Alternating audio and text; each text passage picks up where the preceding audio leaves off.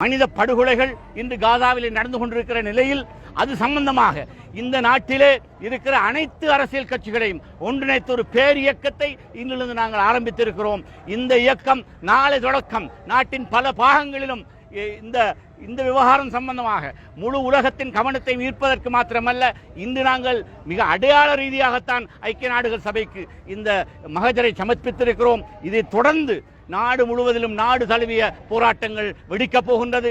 சகல கட்சிகளும் இணைந்திருக்கின்றது என்பதை நாங்கள் இங்கு அறிவித்துக் கொள்கிறோம். அதே நேரம் இது சம்பந்தமாக நாளை நடக்கின்ற ஆர்ப்பாட்டத்துக்கு பிற்பாடு இஸ்ரேலை நோக்கி ஒரு கப்பல் மூலமாக உணவை கொண்டு செல்லுகின்ற ஒரு முயற்சியிலும் இந்த நாட்டு மக்களை ஈடுபடுத்துகின்ற ஒரு மிகப்பெரிய போராட்டமாக இது ஆரம்பித்திருக்கிறது, வெடிக்கப் போகிறது என்பதை சொல்லிக் கொள்வதோடு அமெரிக்க அரசு இதற்கு கொடுக்கின்ற உதவியினூடாக மிக மோசமாக இந்த முழு சர்வதேசத்திலும் இல்லாத படுகொலை கலாச்சாரத்துக்கு வழிகோலி இருக்கிற அமெரிக்க அரசாங்கத்துக்கு எதிரான போராட்டமாகவும் இதை நாங்கள் தெரிவித்துக் கொள்ள விரும்புகிறோம். தொடர்ந்தும் இந்த போராட்டம் நாட்டின் ஒவ்வொரு மூலை முடுக்குக்கும் கொண்டு செல்கின்ற ஒரு போராட்டமாகவும் சகல இன மக்களையும் சகல சமயத்தவரையும் இணைத்த ஒரு போராட்டமாகவும் கொண்டு செல்ல இருக்கிறோம். இது யூதர்களுக்கு எதிரான ஒரு போராட்டம் அல்ல. இந்த ஜியோனிச ஆட்சிக்கும் நெட்டன்யாஹுவுடைய இந்த கொடுங்கோல் ஆட்சிக்கும் எதிரான ஒரு போராட்டம். இந்த போராட்டத்தினூடாக முழுமையான சுதந்திரமான பலஸ்தீனம் உருவாக வேண்டும்.